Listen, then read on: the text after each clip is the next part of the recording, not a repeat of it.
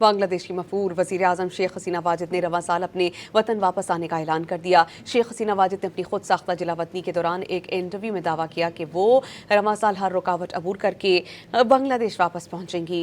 चंद माह कबल उन्हें इंसानियत के खिलाफ जराइम के इल्ज़ाम में गैर हाजिरी में सजाए मौत सुनाई जा चुकी है। शेख हसीना वाजिद अपनी हुकूमत के खिलाफ तलबा तहरीक के शदीद एहतजाज और पाबंदियों के बाद मुस्ताफ़ी होकर अगस्त 2024 को मुल्क से फरार होकर भारत पहुंच गई थीं।